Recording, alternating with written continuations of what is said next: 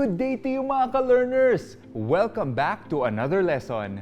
It's time we looked at the one thing that applies to everyone regardless of your social status or where you live in the country. Ang isang bagay kung saan pantay-pantay tayong lahat. We will be talking about your rights. Ang inyong mga karapatan. Did you know that everyone is entitled to equal rights? Babae, lalaki, bata, matanda, may pera at wala, lahat ay may pantay na karapatan. If there is one thing I want you to take away from this lesson, it's this. No one has more rights than others. However, our rights do not entitle us to do whatever we want. Ang lahat ng karapatan ay may kasamang responsibilidad. We won't be able to discuss your basic rights in full detail, but you are expected to, number 1, discuss the right to education and its corresponding responsibilities.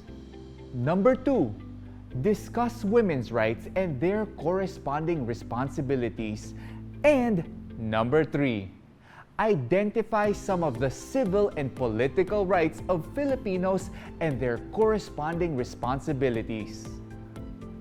Let's start with knowing your rights to free basic education and the responsibilities that come with it. You will also learn about situations when this right is violated. Listen in to this conversation between two friends, Nora and Mirna.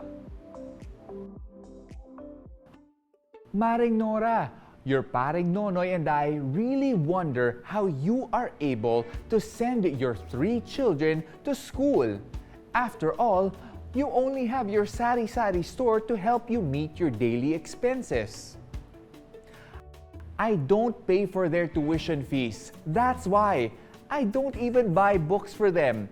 The school provides everything except for their papers, pencils, ballpens, and notebooks. Good for you! But who pays for the school fees? Maring Mirna, have you forgotten about the provision in our Constitution? What about it? Has there been a change in our constitutional provisions in the last 10 years that I've been out of the country? No, there hasn't been any. What I am referring to is the provision for free basic primary and secondary education. This ensures that education in public schools remain free.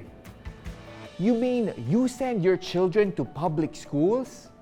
Yes, what's wrong with that? We have many good public schools with very good teachers.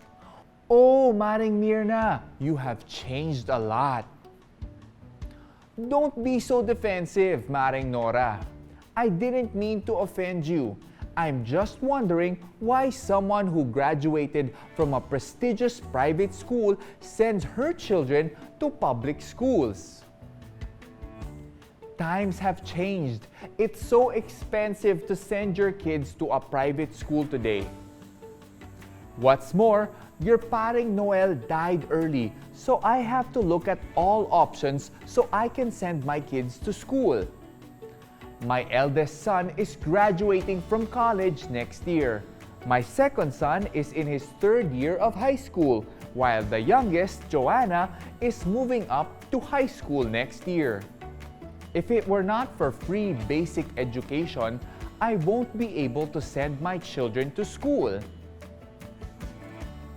So now you are beginning to appreciate the value of education. I can still remember when we were in high school.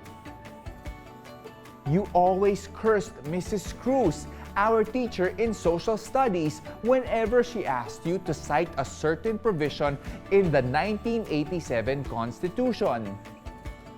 Those were the days, kumare. That was an interesting conversation, wasn't it? Let's see what you have taken away from it with a pop quiz. Write your answers on a piece of paper for the following. Number 1. What is the story about? Number 2. What human right was discussed in the story? Number 3.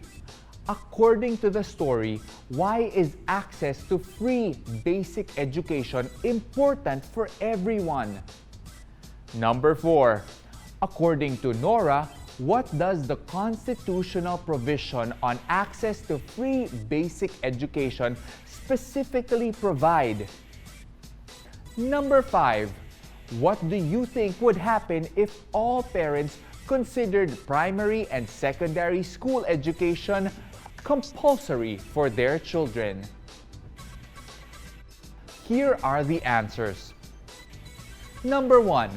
The story is about the importance of access to free basic education. Number 2. The human right that was discussed was the right of every Filipino citizen to free basic education. Number 3. The reason why free basic education is important is because it helps parents of low and average income families to send their children to school. Number 4. According to Nora, the Constitution provides free tuition for pupils and students enrolled in public primary and secondary schools. Number 5. If all parents considered basic education compulsory for their children, even children from low and average income families would be obliged to finish basic education up to the high school level. Let's look at the specific provision Nora was talking about in her conversation with Myrna. Article 14, Section 2 of the 1987 Constitution provides that the state, that is, the Philippine government, shall establish and maintain a system of free public education in the elementary and high school levels. Free basic education, in this case, covers the current K-12 program of the Department of Education. That means children who are of school age are entitled to attend public school for free, starting from kindergarten to the 12th grade or the end of senior high school. As citizens, it is our responsibility to take advantage of what the government offers and send our children who are of school age to school. Ideally, this is what we should get from the government. Children of school age should at least be able to complete primary school or until the 6th grade. However, the allocation that the Department of Education usually needs more to sufficiently support the country's growing public school system. There is also the matter of our country's quality of education. There are more classrooms available today than there were 30 years ago, but simply increasing the number of classrooms and the budget to go along with it will not be enough to get everyone to school.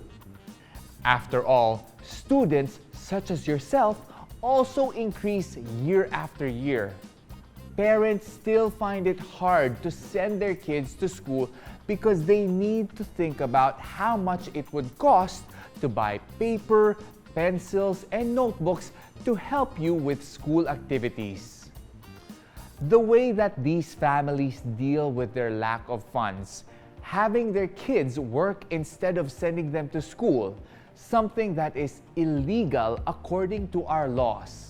Outside of getting more classrooms and training more teachers, what other solutions can you think of to help send more children to school?